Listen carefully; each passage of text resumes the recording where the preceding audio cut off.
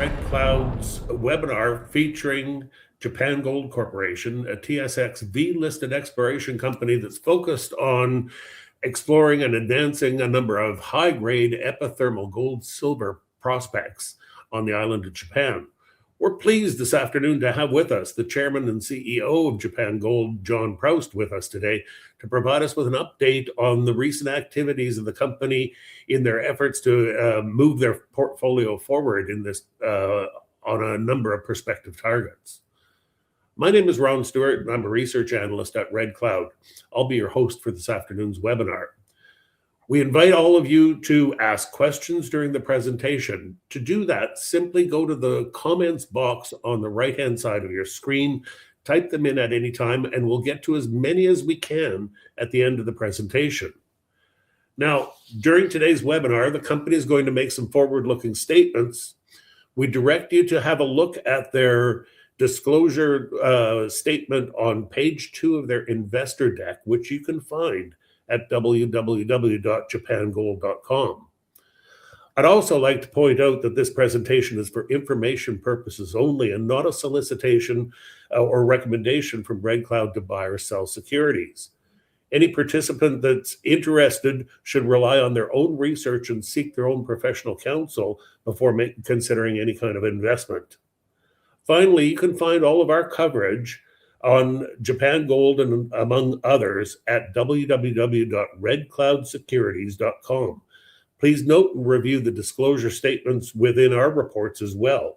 And with that, I'm going to pass the call over to John to take us through the story. John, over to you. Thank you for the introduction. I'm well, and I appreciate you making those opening remarks. Thanks, everybody, for joining us today. If I sound a little tired, I'm a bit jet lagged because I've just returned from a month in Japan, where I was in 12 different cities on 11 flights and went back and forth across the whole country several times, going from the north where it was sub-zero temperatures right down to the south where it was plus 20 degrees.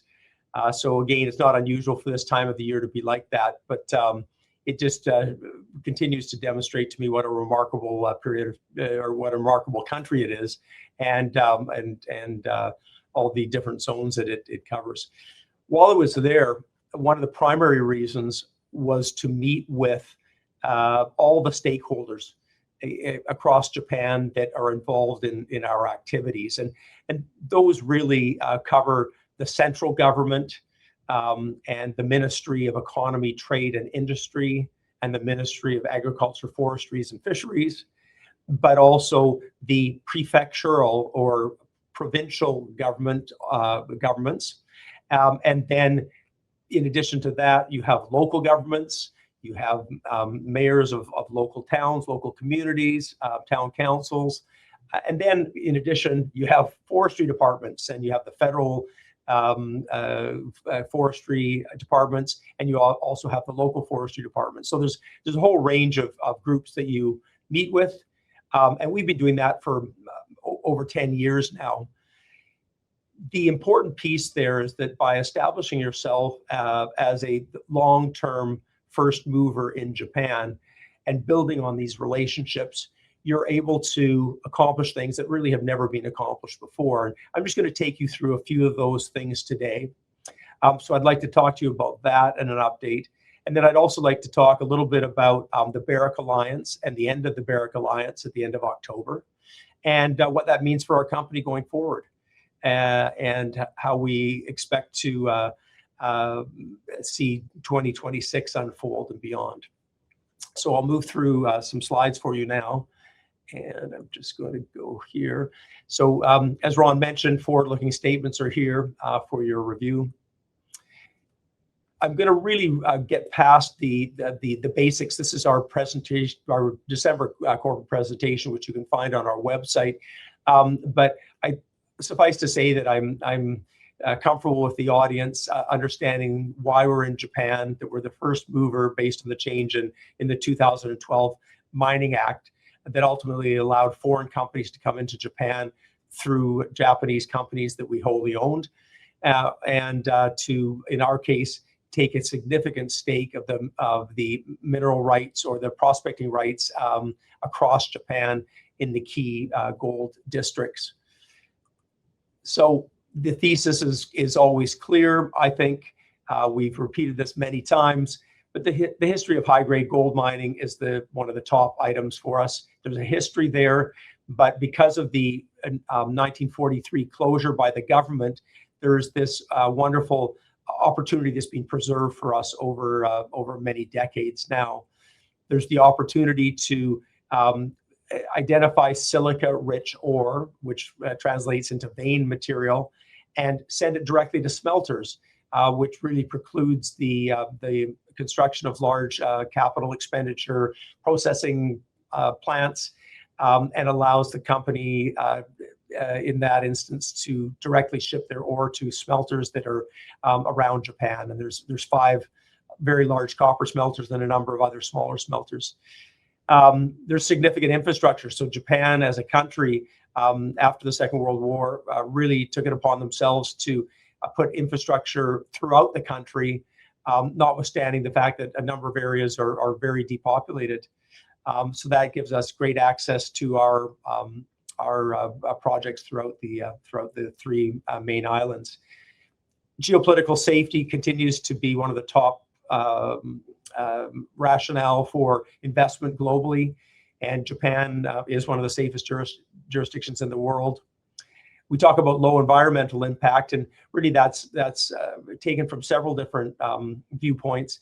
But again, if we can direct ship ore to a smelter as opposed to building processing facilities, that really reduces your footprint to small, high-grade underground gold mines. And of course, mining friendly. The government has changed the Mining Act to include us in the country as foreign companies coming in with wholly owned subsidiaries there. So we find it to be a very mining friendly jurisdiction. Again, our first mover thesis is very relevant here. We've assembled an outstanding international team to take this opportunity on. We've de-risked our portfolio by bringing in major mining companies and large international investors. And we have prepared a comprehensive technical database. And I think that's really where I'd want to pause, first of all. So as many in our audience realize, in 2020, we formed a strategic alliance with Barrick Gold Corporation, as they were called at the time, now Barrick Mining. And the thesis for us was very simple. We're first movers, we're project generators or prospect generators, and we wanted a large partner to come in and advance our enormous portfolio in the country. 2020 was a time when we had a competition of several different mining companies that were interested in being our partner. And ultimately, we shortlisted it to 3, which were Newmont, Newcrest, and Barrick. And we ultimately selected Barrick because Barrick, of all 3 companies, committed to do a review of all of our projects across Japan, to evaluate all of our projects across Japan at their cost and to their standard. And to me, that was a very important piece to underpin the portfolio that we'd assembled, and to really give us a viewpoint on the prospectivity there. So with our view coming into Japan, we wanted to look as much of the whole country as possible. We have over 3,000 square kilometers of prospecting rights or prospecting right applications.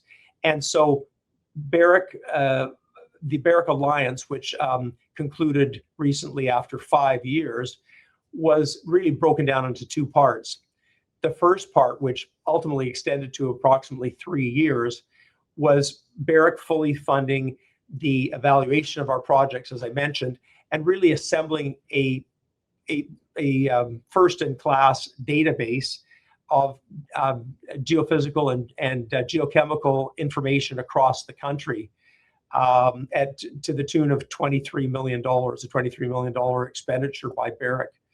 Now, in many countries, and certainly first-world countries that you look at today and that I've been in, when you come to the country, oftentimes the Geological Survey or the government will provide you with a database on a memory stick or a CD that has all the fundamental information, mapping, geology, geophysics, geochemistry. And so you can move in a more advanced way across your holdings. In Japan, that really was not available when we came to Japan. So we needed to build that database. And so again, it took us approximately 3 years. The second part of the alliance with Barrick was really the last 2 years. And by funding the $23 million database that we have today, Barrick earned the right to select projects across our portfolio that met their tier 1 or tier 2 potential for discovery. They ultimately settled on 3 projects, and we expected and we had hoped for very large budgets to be designed for those projects and really advancing them, in a very significant and meaningful way towards discovery. Unfortunately, with Barrick's business plan evolving over time, there were limited dollars being put forward to fund the types of work programs that we needed. And so at the end of October, and about a month before when we announced it, we concluded the Barrick Alliance on a mutual agreement, because our view was that if they really wanted to discover elephants in Japan, they needed to bring out an elephant gun. And unfortunately, we were not seeing that level of expenditure, and management was not prepared to increase that level of expenditure. So we ultimately parted company, but we parted company with Barrick exiting without any rights to any projects in Japan, and no back-end rights in the future. And so Barrick exited Japan, but we were left with this incredible database, which has really helped us focus in on areas of Japan which might be ripe for new significant discoveries. So I wanted to explain that to everybody listening in today.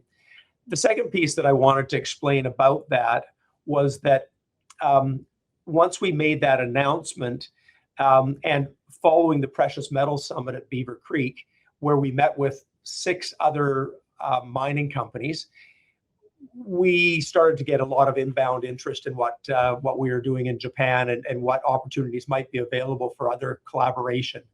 And so we're very gratified with the inbound interest, and that's something that we're still advancing and considering now. And so I'll move on with my presentation, but I just wanted to pause with those comments, and I'm happy to take any questions at the end of the presentation today. So we certainly see enormous exploration upside because of the hiatus in exploration in Japan since 1943.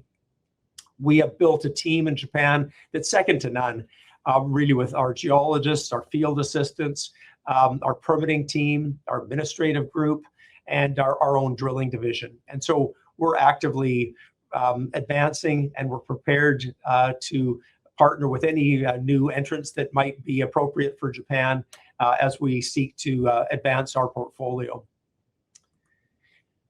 We've talked in previous conversations or webinars about the history of Japan, and I just want to underscore this very, very briefly for you. So prior to 1943, in the 500 years of gold mining in Japan, there were a number of gold mines that were developed, and the largest ones are highlighted on this slide. There were 6 of them, and they ranged between 900,000 ounces and up to 2.5 million ounces. And these were very shallow mines, and they were mines that were basically founded on quartz veins that had poked out of the ground that prospectors had found over time and then ultimately mined. So that was the range of what you would see prior to World War II. Now, the search space for us, when you consider this history, is really looking around these old mines and seeing, are there any concealed veins that maybe just didn't come to the surface, but might be parallel to the veins that were mined historically. And so that's one search space. And you could think intuitively that, the target that we might encounter would be 1 million ounces to 2.5 million ounces. And so we set our minimum threshold of 1 million ounces at 7 grams, which was a reasonable number to put forward. And quite frankly, 1 million ounces at 7 grams in Japan today, if we are fortunate to find those 1 million ounces in quartz veins, which is what we're searching for in Japan, we could ship that material to a smelter. And if we are mirroring the Hishikari mine, which I'm going to talk about on our next slide, the only operating gold mine in Japan, if we were mirroring its all-in sustaining cost, it would be about $500 an ounce. So an incredibly profitable operation. So even 1 million ounces would be an incredible advancement for the company. Then, of course, you go much later than 1943, all the way up to 1981, when the Hishikari mine was discovered. And again, I love this photo because it just highlights what a small footprint that mine has in a beautiful valley with rice paddies and a stream and nature all around. So it's a wonderful setting there, but it's a little bit deeper, and it's 14 million ounces. Now, the interesting thing about the Hishikari mine is it did not appear at the surface. So this isn't a quartz vein that was sticking out of the ground. This is a concealed ore body that was somewhat accidentally discovered by the Metal Mining Agency of Japan, or the Geological Survey, back in 1981. So this presents a second search space for us, which is a little bit deeper, but it's under an area of Japan, and much of Japan is like this, that has a layer of younger post-mineral volcanic cover. And so we liken that to a blanket, a thin veneer or a blanket across the landscape that obscures any veins poking out of the ground. Underneath the blanket in this area, they discovered 14 million ounces. And so this is something that's such a relevant search space for us. And the scale of this kind of discovery really is a focus for our business. So I'm going to jump through a few slides, and this, by the way, is the smelter that Sumitomo sends the Hishikari mine ore to. This is the Sumitomo smelter. So it's this scale of infrastructure that already exists in Japan and that is quite desperate for the silica or flux from a gold mine that's a vein style of mine, because that's necessary as flux in the smelting process. So I'm just going to move forward just a little bit farther to the various areas of Japan. And we're going to go down to the southern island of Japan, which is Kyushu. We're going to look at the southern gold district, the Hokusatsu epithermal gold district. And then following these slides, I'm going to pop up to middle Kyushu, to the middle Kyushu epithermal gold district. But the Hokusatsu is the most important district in the country. The Hishikari mine is highlighted there with the mine marker, and the red outlines are our project areas. On the left-hand side here, we've highlighted the mines, not including Hishikari, but the other 4 mines that were the vein style of mines in this area. Yamagano at 1 million ounces, Kushkino at 1.8 million ounces, Okuchi at 700,000 ounces, etc. So I'm going to blow up that slide, or into the next slide, I'm going to blow up that Hokusatsu area for you now. So here's the Hokusatsu area that we were just looking at. There's the Hishikari mine. There's the Sumitomo Metal Mining footprint, the owner of Hishikari. And the blue areas, of course, are our project areas. Not including the Hishikari mine and the red mine marker that you see there, all the other mine markings that you see here are veins that were poking out of the ground. And if I added up all their historic production, it would be about 3.5 million ounces of gold. Then you get to Hishikari, and that's a 14 million ounce ore body where they've already produced just on 9 million ounces at in excess of 20 grams per ton. A lot of the rest of the blue area is similar to the Hishikari setting, where it's got that thin veneer of volcanic material sitting above it. And so our objective is to look under the volcanic blanket and to identify where more Hishikari mines could be located. the way we do that is we use geochemistry, and very subtle geochemistry. We call it a geochemical fingerprint. And we use geophysics as well, where we're penetrating into the ground looking for certain features. And that helps us do two things. It helps us compare the Hishikari data, and then it helps us look for areas where we can potentially replicate that data in this area. So our two priority targets are directly north of the Hishikari mine on the Abino project area that's highlighted with the gold oval, and then south of the Hishikari mine, the Mizobe project. And so I'm just going to talk a little bit more about those two projects. So the Mizobe project to the south, and this cross section is a reasonable characterization that we're constantly advancing to with more data as we assemble it. So more drilling data, to be specific.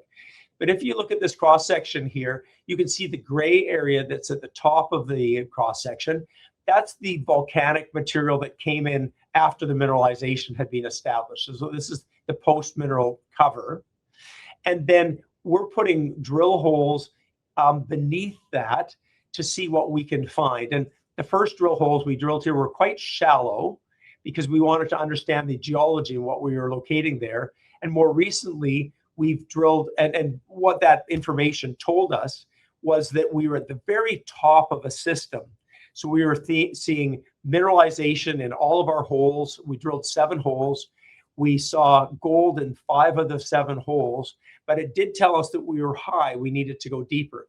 So more recently, we've drilled 2 holes under these 2 drill holes that you can see that are highlighted here on this sketch.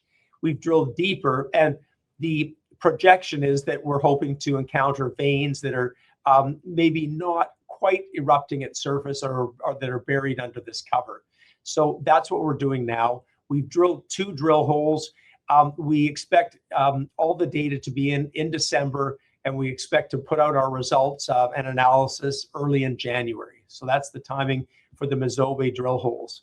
And so I know there seems to be a lot of anticipation around those holes, but that's the timing that we'll expect those in early January. Just to zero in on this particular area, if you look at the sketch on the left side, this is the Mizobe area. In black, it highlights the drill holes. There's black drill holes, the 7 holes that we drilled over quite a wide area. You can see that this sketch is about 4 kilometers by 3 kilometers. So it's quite a large area. And the drill holes that we've permitted to drill in the more recent campaign are the red drill holes. And we drilled hole 1 and hole 2. And we'll get those results. And then that will determine what we do with hole 3 and hole 4 in terms of are we drilling in the right direction? Are we drilling deep enough? And a number of other factors there. Now I'm moving north of the Hishikari mine to our Abino project. And the Abino project is outlined on the left side, a left sketch here in black. And just south of that, you can see the Hishikari mine. So this is a compilation slide of a lot of work that we did with the Barrick Alliance to identify what does the Hishikari mine look like and where on the Abino project do we find the lookalikes. So we found the Masaki area, the KZ area, and the Otsuka area, and those were the the prospects that we identified with Barrick on the Abino project. Now, unfortunately, the only Abino drilling program done by the Barrick Alliance, funded by Barrick, were 3 very shallow holes, one into the KZ prospect and one into the Otsuka, or 2 into the Otsuka prospect. These holes were very shallow, and while they identified the geology and where we were drilling, they basically gave us an indication that there wasn't the type of mineralization in that geology, but it gave us an indication of where we would want to go. So this is something that we are very much taking on board now in terms of new drill targeting. But probably more importantly, we had not gone into the Masaki area, and you can see in yellow the scale of Masaki. It was sort of being left to the end. And so what we've just done is brought in an international mapping expert named Nick Tate, who's a consultant that is very, very specialized in coming into areas and looking at breccias and other materials while he maps a specific area. So he's just finished a mapping of the Masaki area, and we're just in possession of his report and are analyzing that. But we're feeling pretty optimistic that this is going to yield significant drill targets for us to look at in 2026. And again, just to now look at that same area and expand that a little bit. So in blue, you can see the Ebino project area. You've basically got the Masaki, the KZ, and Otsuka prospects, but you can see that trend continues on to the Tabaro prospect, which again looks very significant. It's just outside the Ebino project, but it does show a trend that's moving to the northwest. And it parallels a trend, which is the Hishikari mine, the Okuchi mine, and the Fuke mine. So there's a parallel trend there. And so this is something we're looking at very carefully to, again, give us more information in this area, and again, how we would target our next set of drill holes. I'm now moving up to Middle Kyushu, and I've really got two things to talk about here. One is that in this Middle Kyushu epithermal gold province, which is outlined in purple, we have two project holdings. The North Tayo project sits directly north of the Tayo mine, the historic Tayo mine, which was a past producer of just over 1 million ounces. We see an awful lot of quartz and silica strewn across this North Tayo area. We haven't spent an enormous amount of time there, but we do note that the North Tayo project does have the type of silica or quartz that might be relevant for smelters use. And it just so happens that about 100 kilometers to the east is, in red, the Saganoseki smelter, which is operated by JX Metals.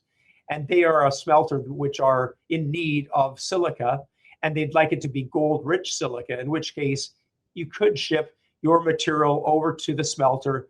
They would utilize the silica and would stream off the gold and return 90 to 95% of to the supplier. So there's opportunities there for commercial arrangements, and that's something that's an ongoing set of discussions. Beyond that, we have the Bajo project, and this is one of my favorite projects in Japan. It's one of my favorite projects, and I'm just going to blow this Bajo project up for you to show you why. So the black outline shows you the Bajo project, and what I like about the Bajo project is, first of all, the Bajo mine itself produced just over 400,000 ounces of gold, and it's highlighted here with a mine marker. Over 300,000 of those ounces of production were from one 6-meter wide vein with grades of approximately 125 grams per ton, which is just an extraordinary ultra-high grade number. Now, what we're doing is we're looking around for other potential veins that are in this similar setting. We think that we may see an extension of those veins going here to the southwest. So you can see in a black oval here, that dotted oval, that we might see an extension to the southwest. But what we're also seeing is over in the far west, we've now identified 10 veins at surface, 10 quartz veins at surface. And what's interesting and unique about this area is this pink color represents the basement, which is the older rocks, and they're in this area made out of granite. So what you, without getting into a deep technical discussion or description, but you basically have deeper, you have these granites, and then sitting on top of the granites, you have andesites. And the gold is sort of trapped between, or in the andesites, and between the andesites and the granites. And so that's very clear over the Bajo mine. And over in the west, we're now finding windows of granite over here, just at the north under the label there. There's two pink areas. So we've seen these. So our thesis is perhaps there's granites that are sitting under this whole West Bajo area. And this could be a very good opportunity to make new discoveries. So what are we doing? Well, in January, we have our consulting geophysical providers, Zong from Australia, coming in and doing a 3-dimensional induced polarization geophysical program across these areas, which will highlight our drill targets. And then we'll be getting after drilling here. So that's very exciting for us. The other interesting thing about this project is just east of the Bajo mine is a second mine called Shin Bajo. So in Japanese, Shin means east. So it's the East Bajo mine. And it was an antimony mine. Now this mine operated only for about 5 years in the 1940s during the war, and was fully closed in 1952. But it did have ultra high grade antimony. And of course, antimony is a critical mineral that's very much sought after for a variety of reasons, whether it's ballistic materials or fire retardants, etc. And there's a real protectionist attitude around the world now, where people and countries are holding on to their antimony supplies. So Japan is one of those countries that needs antimony, and we're delighted to have identified a high-grade past-producing mine on our project area. So that's something that we need to further evaluate. I'm now going to take you all the way up to Hokkaido in the north. You can see in the inset map of Hokkaido, that's where we're looking at today, and you can see the area is in white. I will point out, and some of you may have heard today, that there was a significant earthquake in Japan. And the earthquake was centered right where my cursor is, right in this bay just to the south of the island of Hokkaido. It was about 7.2 to 7.6 on the Richter scale. Japan has, they say, an earthquake every 5 minutes in Japan. So not unusual to have an earthquake in Japan. This one was larger than some of the recent ones and the regular ones, et cetera, et cetera. But Japan is very well equipped and seismically extremely knowledgeable about the activity there. Anyway, moving on with our project area, in the larger box, you can see the blue project areas, which are our projects. This whole region is really centered around the second largest past producing mine, the Konami mine, which produced over 2.3 million ounces and is just to the north of our project areas. And so we kind of break this region into a couple of things. So one is, just like the Hokusatsu region in southern Kyushu, we call that a district. So that's a 40-kilometer north to south district. It's about 15 kilometers wide. In this area in Hokkaido, in the gold oval here is the Akutahara district. And it's about 25 kilometers north to south and about 20 kilometers east and west. And then we have some early stage property off to the far west over here as well. So this is a very, very important area for us. And I'm going to show you that a bit more in an upcoming slide. And then we have some individual projects. So just to put it in perspective for you, as Barrick was evaluating all of Japan, the Ibetsu project was one of the top projects that they had identified across the country. We've done an enormous amount of work with Barrick there. We think there's drill targets ready to go. We're just finishing some final permitting there, but we think this is a very compelling area of Japan that needs to be advanced. The Sanru project to the north of us, again, looks very interesting. One of the larger past producing mines here. The Sanru mine produced 225,000 ounces. We surround that mine and we see potential for vein extensions out to the east. And then finally, we have the Hakuryu project. And that's the one that's been subject to a lot of excitement through the Barrick Alliance. This is a project that we advanced very quickly through the permitting system in Japan. And we put 3 very modest drill holes into that at the end of the Barrick Alliance. So if you look over to the left-hand side, this is a blow-up of that project area, the Hakuryu project. And so what I want to tell you here is that the initial discovery was made in this box, a small box where my cursor is highlighting.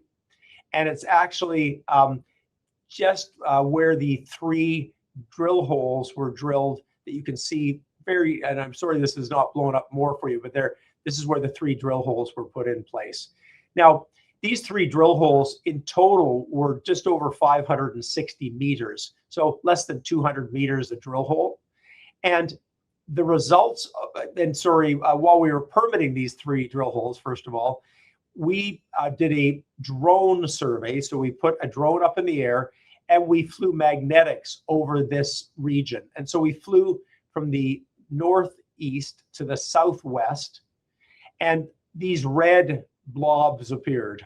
And so just to give you a sense, from where my cursor is now down to the southwest, that's about 5 to 6 kilometers. And so a very significant area of magnetics lit up. That notwithstanding, Barrick went ahead with these 3 drill holes just at the northern sort of tip of the potential anomalous area. One drill hole drilled outside the anomalous area, so it had no results. A second one was very, very shallow and had just a very modest result. But a second one from that same drill pad, the 3rd drill hole in the area, was just a little bit deeper. And ultimately, we encountered 0.5 meter at 24 grams per ton. So we were able to identify the formation and the horizon that was the gold-bearing horizon. What we're working on right now, and we hope to report soon on, is a geophysical survey that we're now doing across the large red feature that I've pointed out. And this is a geophysical survey that consists of controlled source audio magnetotellurics, so it's called CSAMT and AMT, that really focuses us in on and gives us a view on where the very best targets across that region are going to be for further drill programs. So again, I hope to report that back to the market soon on how we're advancing there. But we've been moving right through winter conditions in this area. And again, that same geophysical consultant, Zong from Australia, have been very, very active in the area. We've been completing over 30 line kilometers of geophysics here, which should give us some very, very important information. Now moving over to the area that I highlighted as a district, I just wanted to point out again that there's been an awful lot of gold discovered in this district. This district is 25 kilometers north-south and about 20 kilometers east-west. All the mine markings that you see here are historic mines, and there's over 30 of them that were closed in 1943 and never reopened after the Second World War. We've come into this area, we've done an enormous amount of work, mapping, geology, geophysics, geochemistry, and we've done some scout drilling to identify the potential. We've identified high-grade, ultra-high-grade gold in the north. We've identified gold through the central region, and then we've identified gold and silver, high-grade silver, as we've moved further south through the area. The dotted black line really is the fault, is outlining the fault here that is allowed for this endowment of precious metals in this area.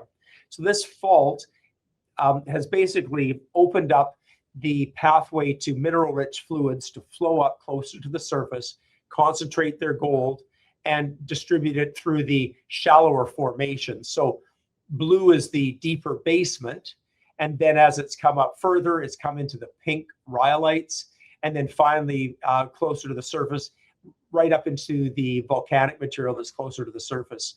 So this is a very, very compelling area. The reason I talk about districts is when I talk about mining companies that are interested in Japan, I want to focus them on our portfolio, not as a portfolio of 26 projects, which sounds like an enormous number, but really in just a handful of districts. This is a district, and this is a very compelling size project or district area for a large mining company. And then likewise down in southern Japan, as I pointed out in Kyushu, we have a district scale opportunity down there. And then we also have some individual projects that I've been highlighting for you as well. I'm just going to run through because I know we're getting short of time. Here's a beautiful drill core that we, from the area that I was just pointing out to you, that we mined about 2 years ago now, or a year and a half to 2 years ago, as we were putting scout holes into the area. Again, we're prospect generators. We've generated enormous prospects across the country. We've got district scale land packages. Our portfolio is second to none in the country. Our database is supporting this portfolio with data compiled over 3,000 square kilometers. We've built an incredible in-house team that's capable of taking this forward. We've been able to move forward quickly with our drills, and we would like to really accelerate that now. So our scout drilling programs that we've completed to date are approximately 22,000 meters of drilling. And the statement is clear at the bottom of this slide. We're seeking partners to advance our drill prospects. And just by virtue of the level of interest that we saw at the Precious Metal Summit, I'm really looking forward to 2026 and how that might unfold. We've got a great management team and an excellent board of directors, a very diversified board of directors with very diversified skill sets, but an awful lot of expertise in Japan. We've got an exploration team in terms of our management that's supported by the heads of 2 companies, global exploration groups that have significant familiarity with Japan and the style of geology in Japan. Our share structure, again, 63% of our shares are held by institutions. So very unique for a public company, a junior public company, to have the confidence of institutional investors to that scale. Newmont owns 8% of our shares and is, as always, a very interested shareholder. We've been able to gain the benefit of the Barrick Alliance funding of US $17 million or $23 million Canadian. And we've also been able to secure the royalty sale with OR Royalties, previously Osisko Gold Royalties, to advance our projects as well. So we've been well funded through non-dilutive financing, and we have great support from our institutional investors. The Osisko Gold Royalty sale, by the way, just to quickly review that for those of you that are not familiar with that, are approximately 1.5% net smelter return royalty, or NSR, that was sold to Osisko for $5 million US. Osisko has a further option to add a 0.5% royalty in 2026 in February, which would be great to have additional dollars in our treasury to advance the portfolio. Again, why to invest in Japan? I think I've covered that in the 2 slides previously, but there's that rich history of high-grade gold mining. So you can't deny that there's significant gold in Japan, and that we've identified the search spaces in Japan around historic mines and also deeper with the 14 million ounce Hishikari mine at very high grade. The low geopolitical risk really supports the thesis. Very underexplored. We've de-risked it, as I've mentioned, with the institutional and industry participants. We've put a team together to do that, and we're poised for 2026 to do multiple drill programs to really now start benefiting from the database that we have to make new discoveries. So that's the conclusion of this slide deck. And so what I'm going to try and do just before I break for questions is I did something a little bit special today. So I've just come back from a trip to Japan. So I've been there, as I mentioned, for a month. And I just wanted to give you a visual of who we are in Japan. And I always talk about our base in Hokkaido in the north and our base in Kyushu in the south. And so I'm going to give you just a quick slideshow to show you what we've got in Japan. This is a slideshow from my recent trip to Japan. Sorry, just let me try this one more time here. Unfortunately, I'm trying to blow that up a little bit more for you, but hopefully you can see the images that I projected here. We're getting a little bit of pushback technically. So here we are in the Tokyo office. So we have a small office in Tokyo and a very, very important, I would call it a special forces team in Japan. So in the photo on the left, there's myself and 3 of my fellow directors. So Dr. Keiko Hattori is to the right in my photo here. Takashi Kuriyama, the former head of Sumitomo Metal Mining's Global Exploration Group, and then Ian Burney, the former Canadian ambassador to Japan. Dr. Keiko Hattori, of course, is a very well-known tenured professor from the University of Ottawa, and we're delighted to have her on our board. In the smaller photo, that's part of our office team. We have Masato Kasui, who's our general manager of the office in Japan. He runs our office. We have our senior advisor, Yoshio Nojima. And we have Thomas Hamai, who's one of our senior geologists and community liaison. And then we have accounting staff, as well as Tatsu Yamaguchi, who is just in the back here, PhD economic geologist, who is a paleontologist, but is also very active with us in the field, but also helping to lead our permitting team, which you see to the left. And then finally, you have Yuki Aida in the far left, who helped design our proprietary software system that manages all our prospecting rights and prospecting rights applications throughout Japan. So moving on from that, now we're going to move up to the north to the Hokkaido base. So here we are on the Hokkaido base. We have a large modern house, which has offices and workstations and meeting rooms on the main floor, accommodation on the second floor. And this base is populated with three large warehouses, or we call them D-sheds. So we'll look at those. So we'll look at shed number one. And besides shed number one, we have a rectangular building, one of several that we have, which are our field offices. They're mobile field offices. You can see the inside of a field office that we take out to various sites where we do our drilling work.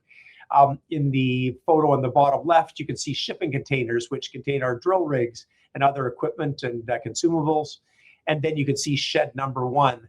So there's shed number one, and let's go inside shed number one. So inside shed number one, we have two things.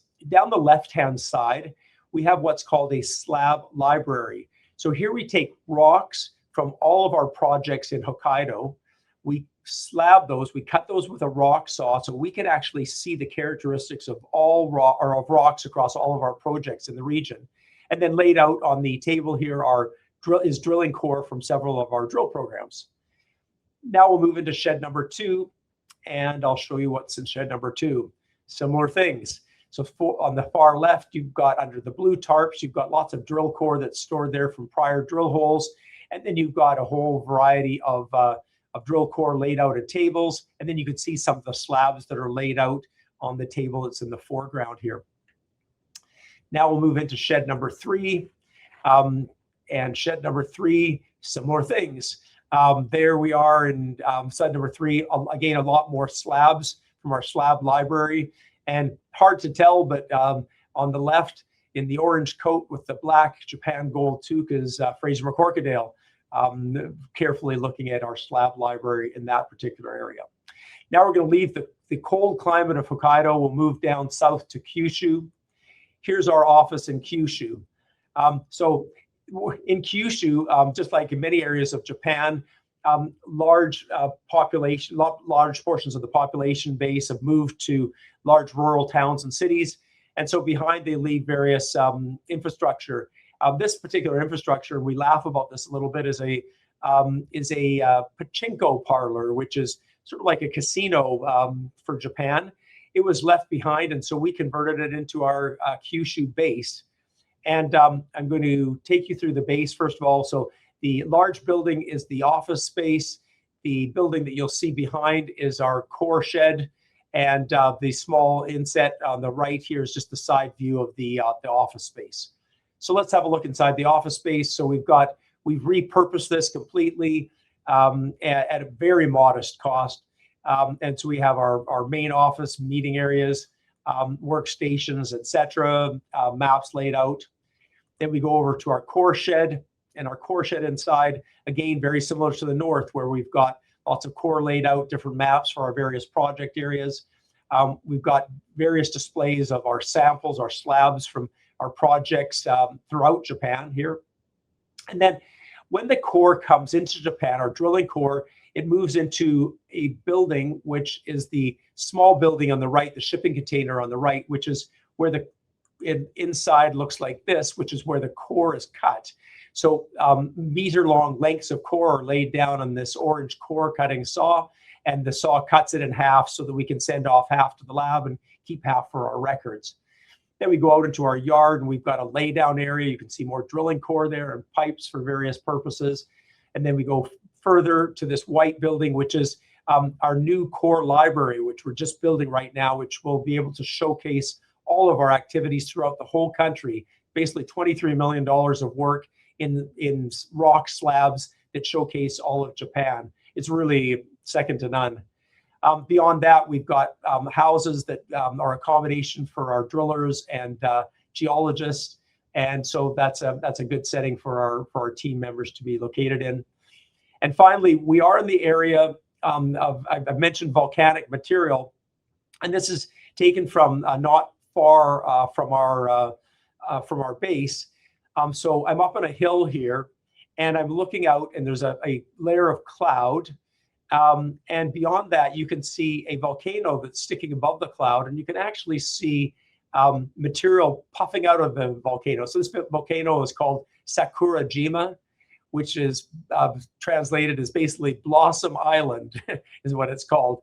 But this volcano for centuries has been puffing away smoke, but it's an incredible feature. And on a clear day, it's really, really amazing. But I thought this was a very interesting looking photo for you. I have a few questions that I'd like to ask about just about the logistics of working in Japan. You had mentioned that you have prospecting licenses. Are they, how long do they last, and do they allow you to do basically everything from an exploration point of view? Yeah, excellent question, Ron. So there's two things that we have.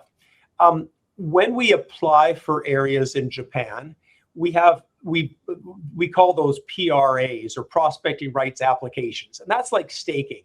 So just simple like staking. So once we apply for a prospecting right application and it's received by the government and accepted, then those areas are preserved for us and nobody else can come into our areas. And when we have them under that designation, we can do mapping, geology, geophysics, geochemistry to evaluate those areas and determine what we like. And those blocks, those prospecting rights applications, are a maximum of 350 hectares each. So a project area or a district might consist of tens or even hundreds of prospecting rights applications, and they're all individual blocks. Now, when we want to go into one of those blocks and we want to drill, then we request our prospecting right to be granted.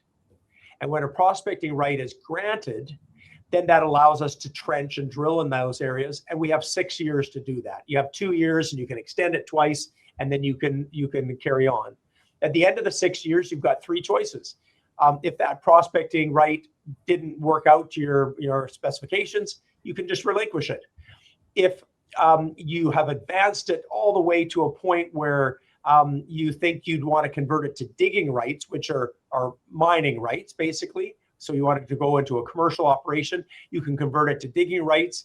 And at that point, you can, those are often given for lengthy periods of time, like hundreds of years or in perpetuity.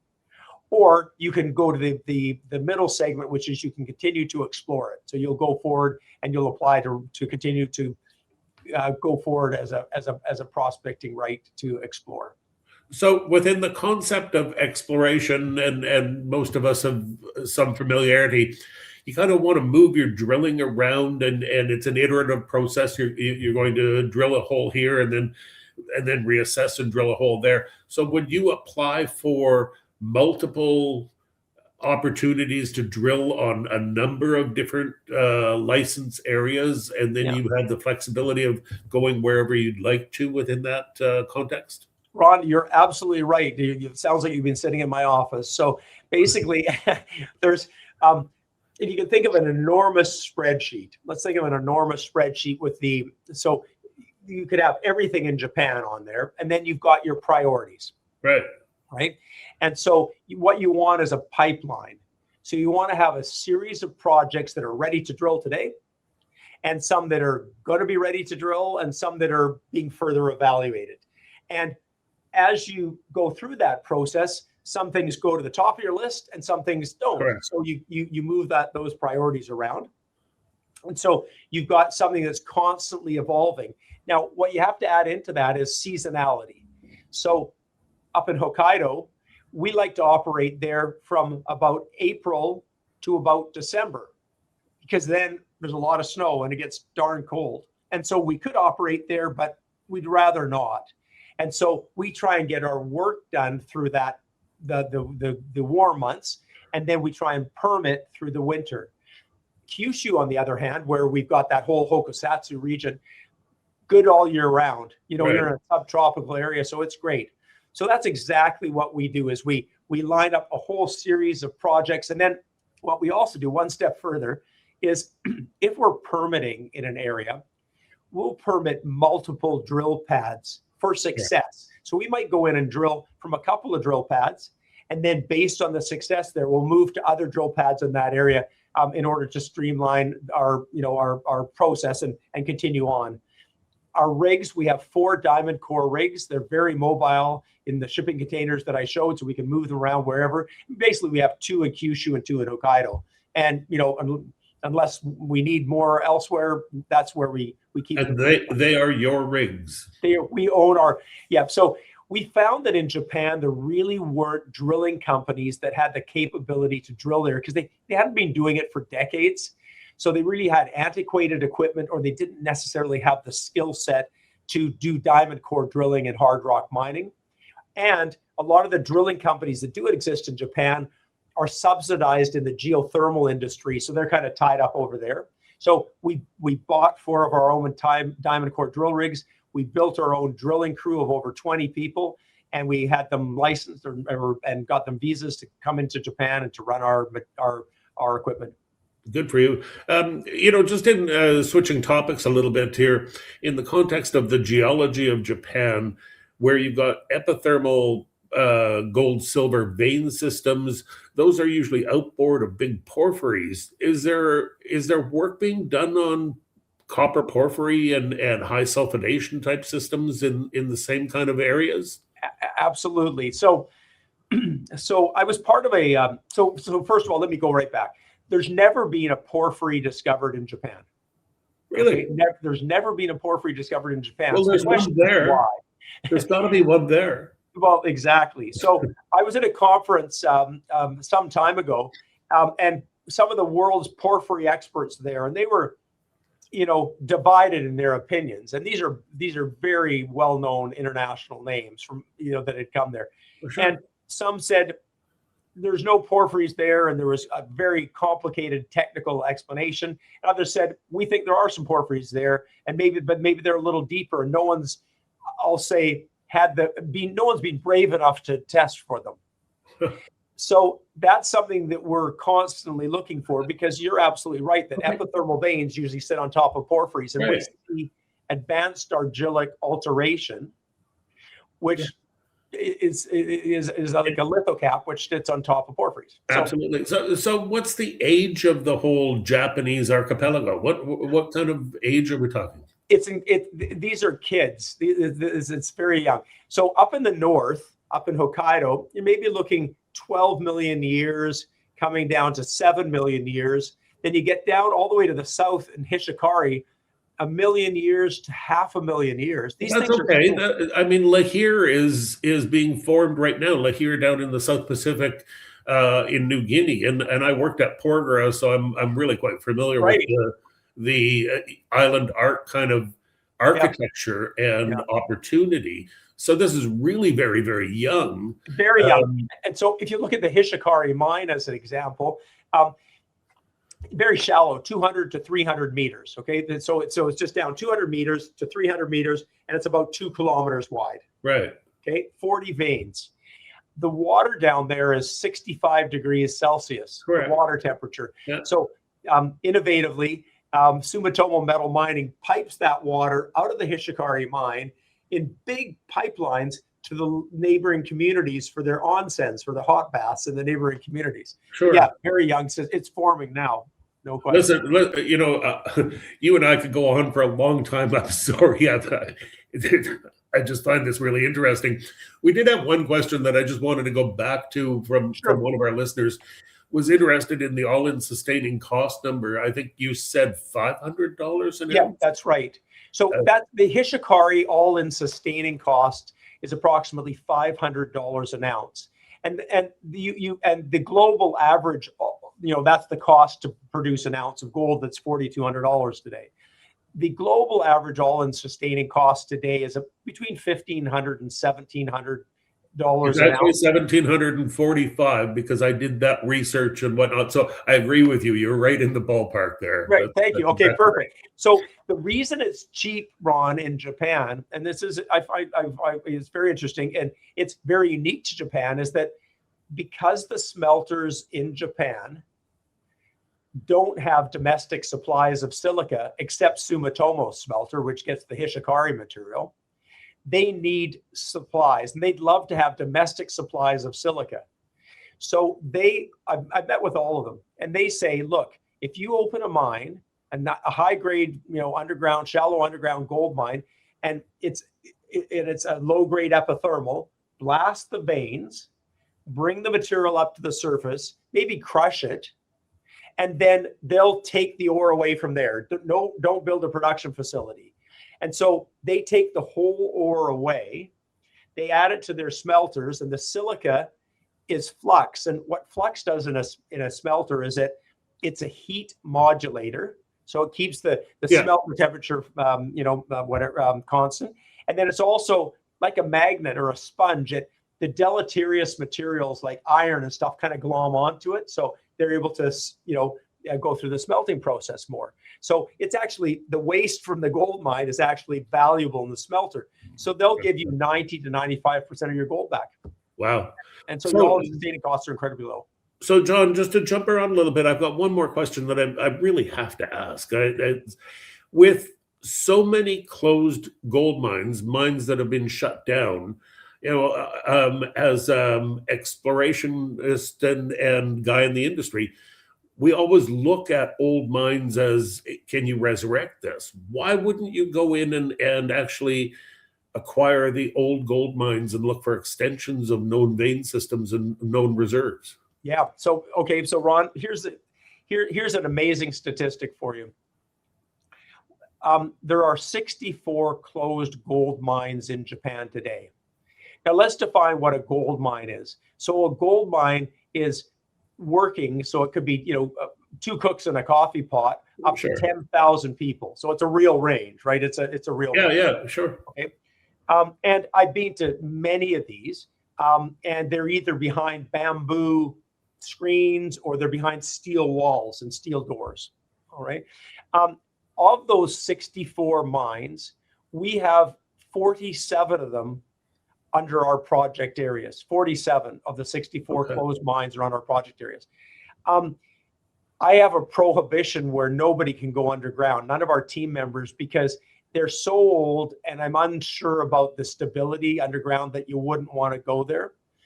And so what we've really tried to do is the temptation, and it sounds easy. Go open an old mine. For us, we're looking for a bigger prize and a more sophisticated prize, which is, these are great indications. I mean, there's clearly gold mines there. So, there's gold in the system. So look back at the surface and try and find the best areas where those are maybe just the little things that we're poking out of the ground. But is there a porphyry? Or is there a, some sort of an area where there's a larger deposit of gold beneath those? And that's been our thesis. No, listen, I understand. And I just had to ask, if you look around in Canada or in Nevada and whatnot, a lot of the newer mines are old mines that have just been resurrected and rethought. But what you're doing, I suspect that this is not a matter of if, it's just when. You are going to make some significant discoveries and whatnot, and congratulations on the work that you've done. Good luck going forward, and we look forward to hearing from you in the near future with some more success. Well, thanks, Ron. And I'm going to let you know just one other final little point that I think is really interesting. While I was in Japan, NHK, which is the national broadcasting group, like CBC in Canada, reached out to me and said that they were doing that they would like to do a documentary, and that they were going to film a documentary, and they'd like to include us in that documentary. And basically, the documentary is a documentary about the price of gold is really high. How is it impacting Japan? You know, when this has been dormant for years. So while I was in Japan, a camera crew and producers shadowed me for 7.5 hours one day to go with me in the field and to go with me to our base, et cetera, et cetera. And that piece is going to come out on December 16th. And what I found was really incredible is that so many people in Japan have no idea that this endowment exists and that there's any opportunity there. And when I looked at just generally, and I spoke with NHK about the statistics of how many people would actually watch this program, they said, oh, well, this program is the most watched program on NHK World. And so they estimated that over 20 million households would actually be watching that program on December 16th, which I thought was incredible. So if Japan and the general Japanese population wasn't aware of this opportunity, I think there'll be a greater awareness now. And there's such a propensity to gold in Japan. Yeah. You know, people, you know, there's a history of gold, and there's a real value and need of gold in Japan. I think this could be a very interesting opportunity and a wonderful opportunity that I was delighted to have to educate a broader audience in Japan. And that's quite a retail shareholder base that you're reaching.